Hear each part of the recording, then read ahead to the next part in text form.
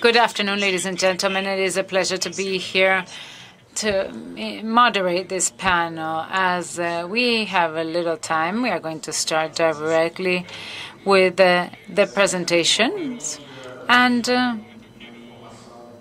first, I want to give you a little bit of information to promote this dialogue about technology and sustainability. This is a forum on decarbonization that is very important. Recently, it has been identified that in order to decarbonize a substantial number for the global steel sector, you need approximately $6 billion to decarbonize, and 1/3 will be invested in changing the steel production processes. That accounts for investment in the supply chain around the metal or the steel industry. Of course, investment in such amounts should be accompanied by new technologies, and this increases costs. Increasing costs will cause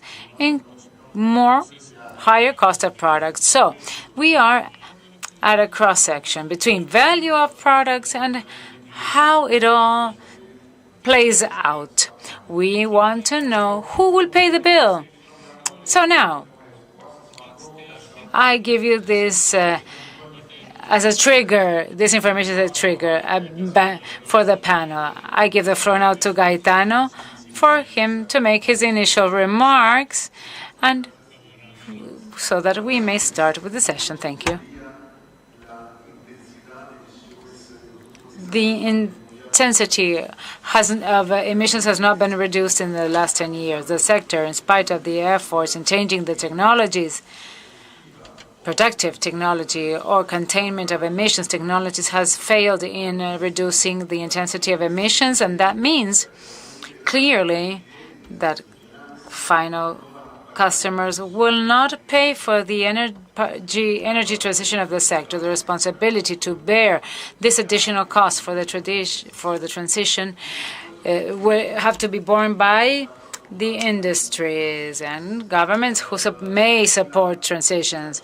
The only possibility among many others, or the most feasible one, is that the sector may assume the investments to reduce emissions and the impact not only on the air but soil and land, or end product after production. So the support has to be sought in technologies, investing in internal efficiencies within the companies, and investing in technologies that may release funds from better efficiencies to create a virtuous cycle. And we saw this in the power sector, for example. Electricity. Companies thought 20 years ago that it was impossible to live without incentives, and they would look for the funds from the states with incentives, and they realized that by making investment and escalating an investment in innovation, the transition costs dropped substantially. One solar megawatt 15 years ago was worth 90% more than what it is worth today. The cost has dropped significantly, and this paved the way for transition. Incentives were real in the beginning, and generating renewables today is much cheaper than a thermal conversion. So the steel sector needs to invest in technology. This is the only way forward and the only hope in order to reduce emissions and remaining competitive. The end consumers will not be able to foot the bill for energy transition. Very good, very good. Good comments, Gaetano. I was speaking Spanish. I will go back to Portuguese, says the speaker. And now I will continue with the presentation of Alexandre. You can make your considerations. Thank you. I will now make my comment. Good afternoon. In my view, It is a very great pleasure to be here participating in this panel on about technology for the second consecutive year to address two matters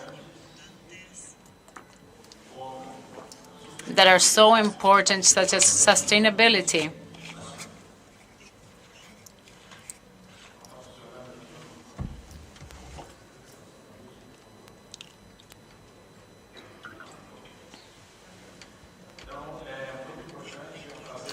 It is a pleasure to be here to talk to you about technology and such relevant topics like sustainability and decarbonization. In this video, I will show you the vision of the industry of the future.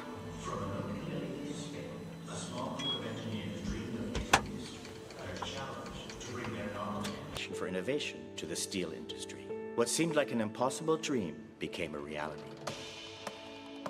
Russula was born to challenge the status quo and help transform the way steel was produced. Over time, the determination and expertise of those pioneers attracted more talent and new projects and clients. The drive behind the growth? 4 strong pillars that support and drive us. Excellence in every project, reliability and commitment to our clients and partners, innovation to always offer cutting-edge technological solutions, sustainability to leave a better future for the next generation. 4 pillars, 4 driving forces, shaping our upward trajectory, transforming the steel industry into a safer, more autonomous and decarbonized sector. We are Russula, and we are here to play a leading role in industrial change.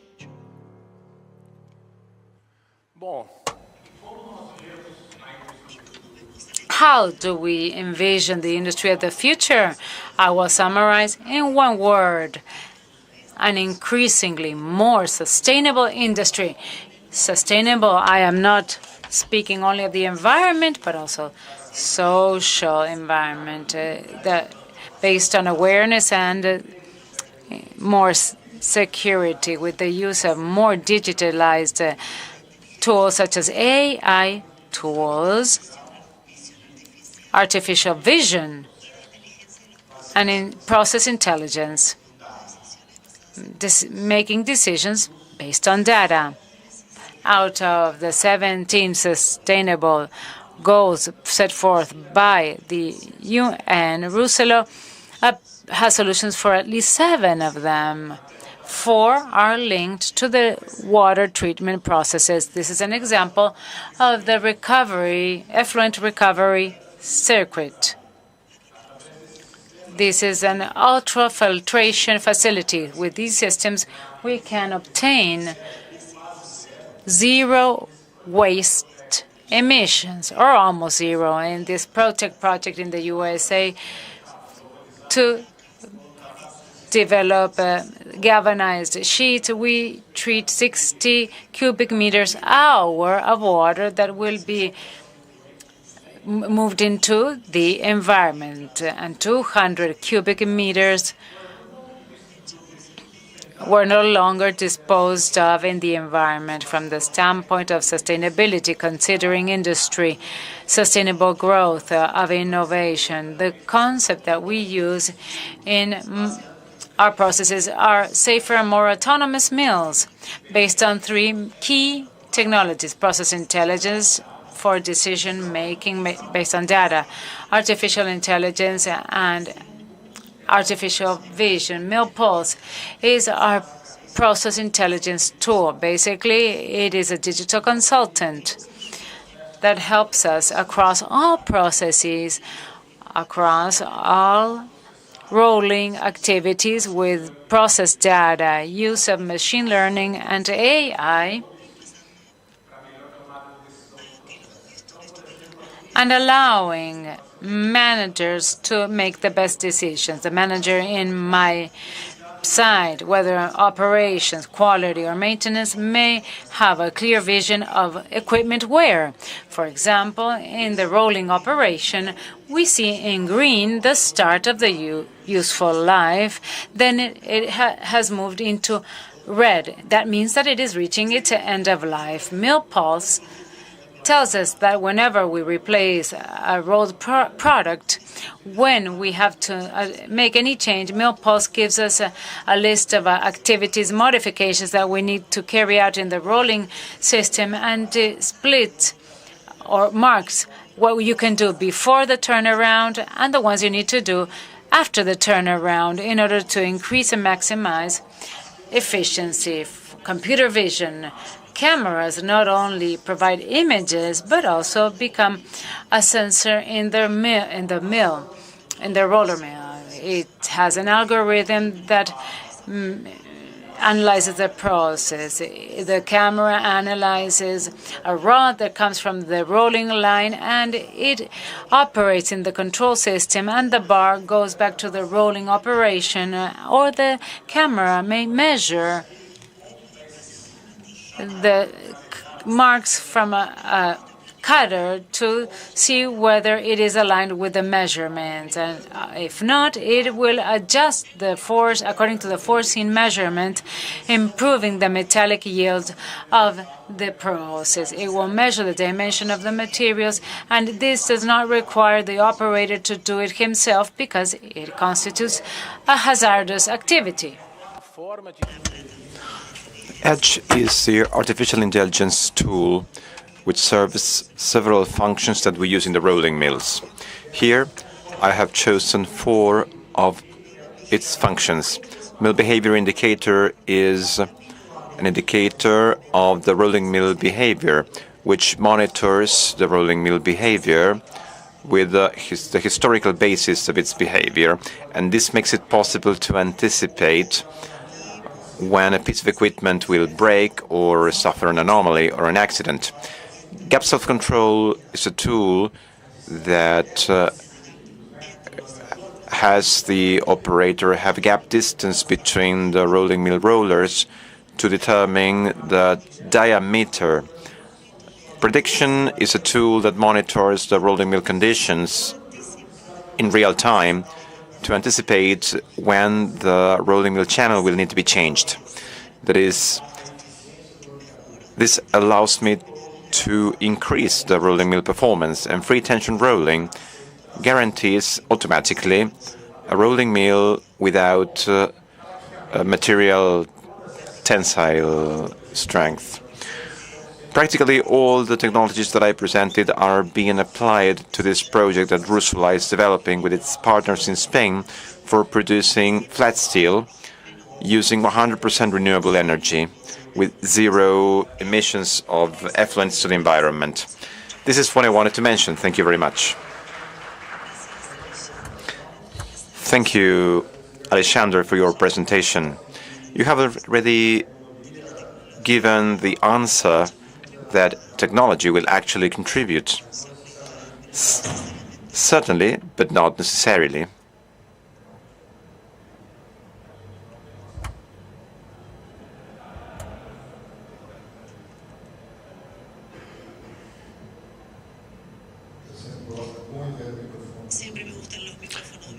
I've always liked old microphones. Technology finally contributes to increase efficiencies. Now I'm going to ask Karl to make his comments and his presentation about the topic. Please, Karl. Guilherme. Good afternoon, everybody. From my side, I'm very happy to be here today, and thank you to the Alacero that I'm able to present what is our part, on this journey to decarbonization. So at the end, we heard a lot about, how massive this change of transformation is, and it's not only for the steel industry, it's for the energy providers, the recyclers, it's all who is in that, economy. And our goal as a technology provider is to find answers to those open questions from a technological perspective, and also to provide, technologies and solutions to keep our customers, our customers, to be competitive also in the future.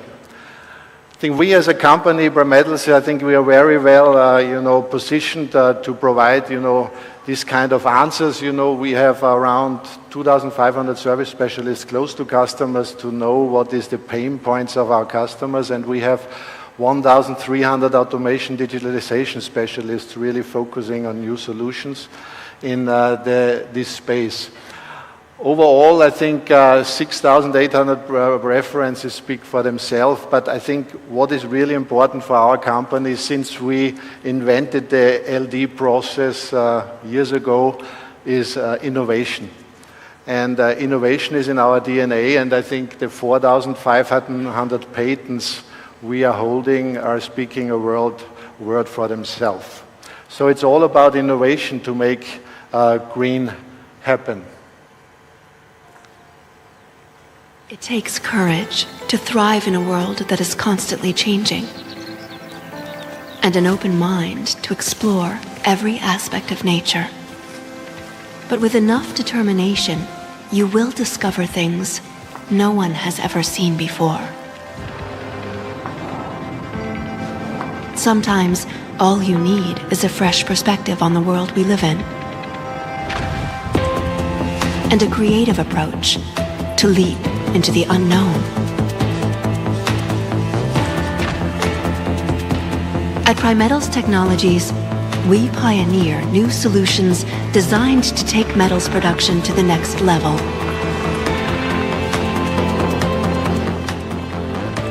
Our innovations define how steel will be produced in the decades to come. These new groundbreaking technologies will bring about lasting change and move the world closer to the circular economy.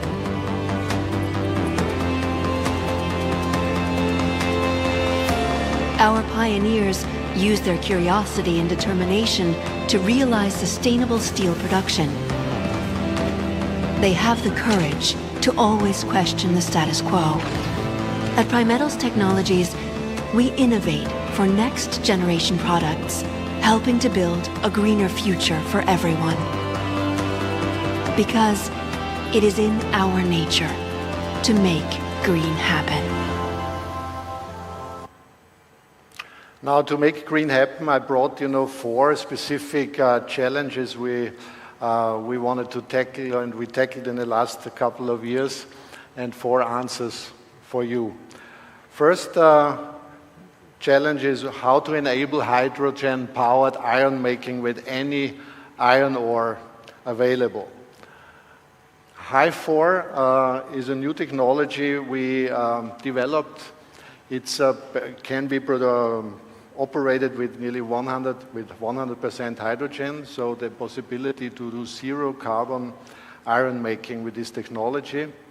It's the nice thing is that you don't need to pelletize before you go into a direct reduction, so you can use the pellet concentrate up to smaller than 0.50 millimeter directly into the process. So, and also it is using different kinds of qualities. So you can use low, medium, and high quality iron ores.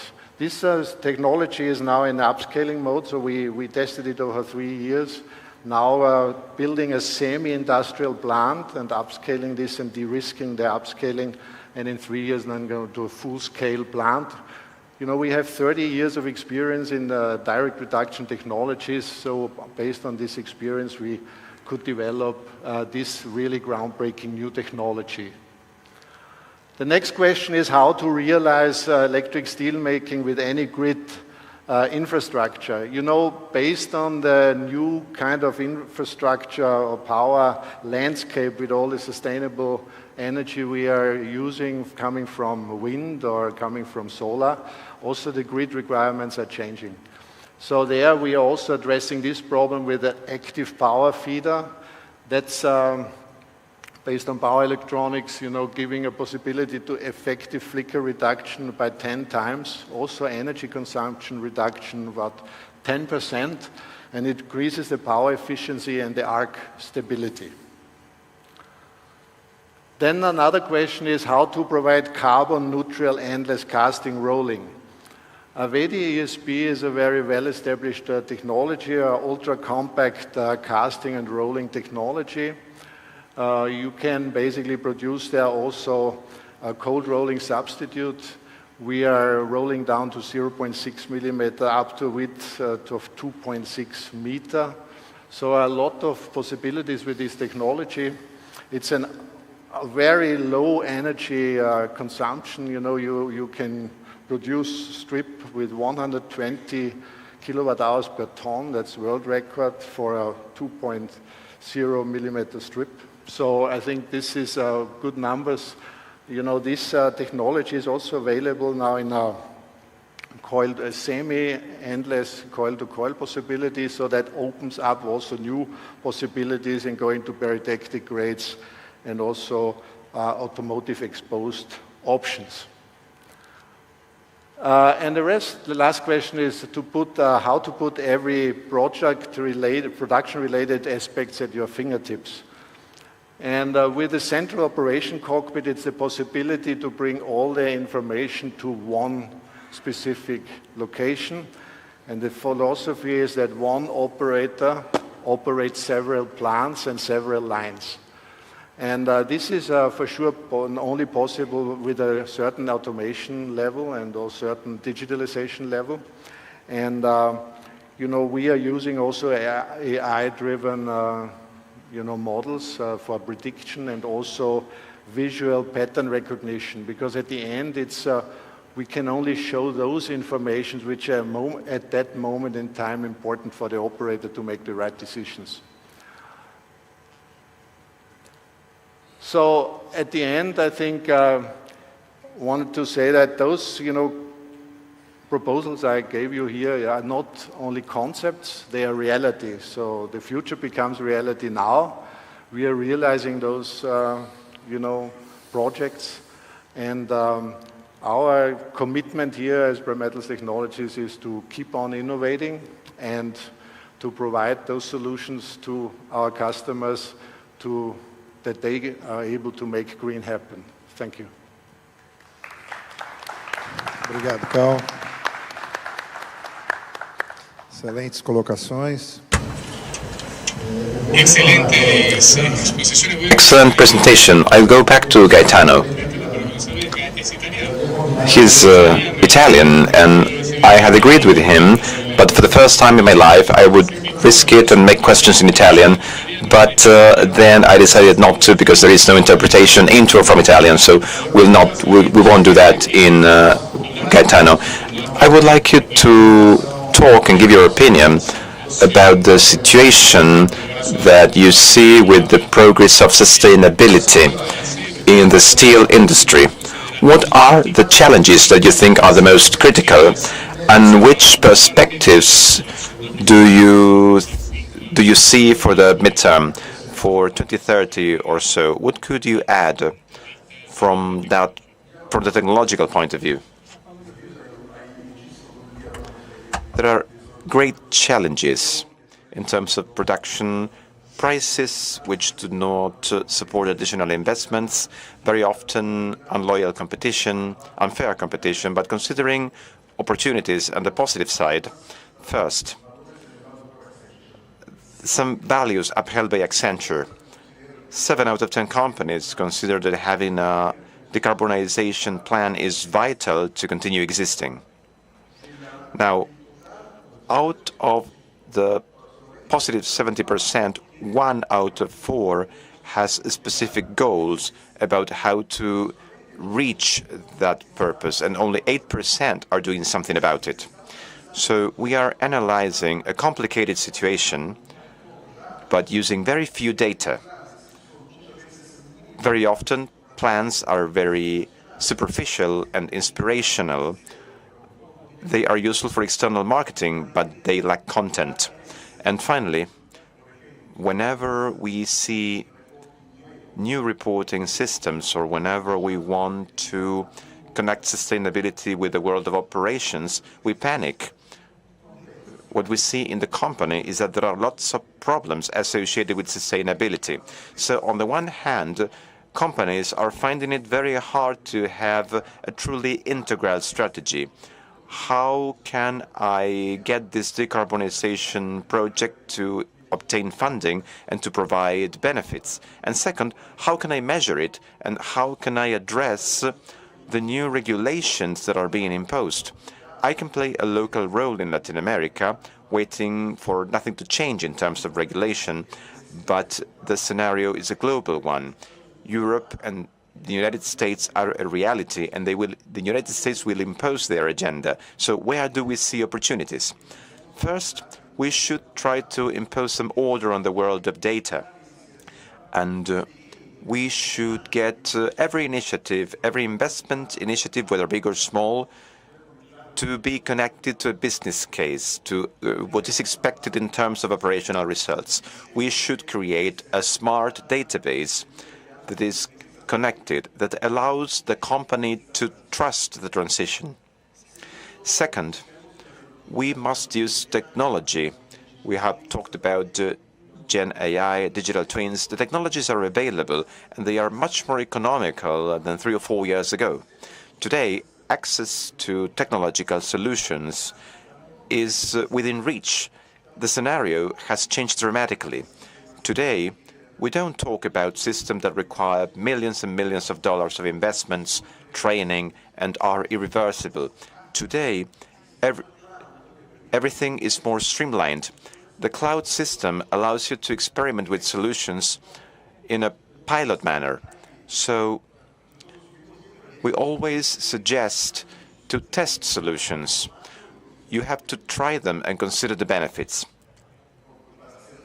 To wrap up, let's not forget that one of the biggest challenges of the industry is to retain its employees and to capture new ones.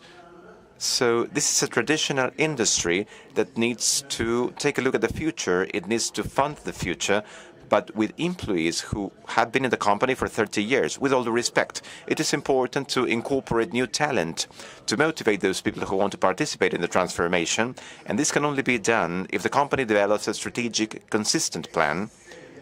If they are serious, if they make this plan seriously, if they have a dashboard measurement plan to view the efforts and the employees, and if they are open to innovation. With this, employees can create in the company and will be willing to invest in the company's future. There is no other way. It's impossible to compete, as I said at the beginning, with economic systems with important domestic consumption like China and India with very low costs if we don't play in a different league and with a different innovation capability. Thank you for your answer. And our time is almost over. I will give the floor to Alexandre. You mentioned very interesting technologies, and I would like you to share about this machine vision facility. Have you implemented it, or is it available in Latin America? And can you share a success case in the companies where it has been implemented? There are different projects, all of them very nice.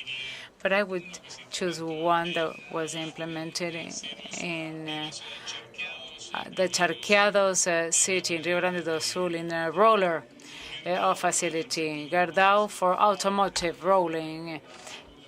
With this vision facility enables to avoid the mix of materials so that a poor material does not reach the end consumer. It optimizes the quality of the material. So the experience of the manager really made a big contribution in process understanding, and we are working on this project, and it has proven very good. And the last question for you, Karl.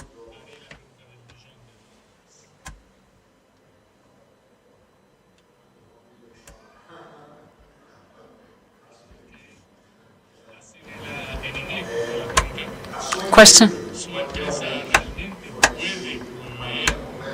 Can your company provide a full line of green product in your supply chain?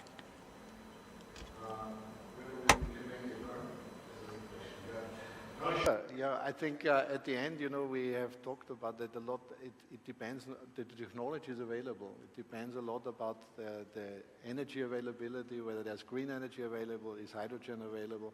But with a usual EAF, ESP route, like in Avedi, it's possible to have carbon neutral strip processed.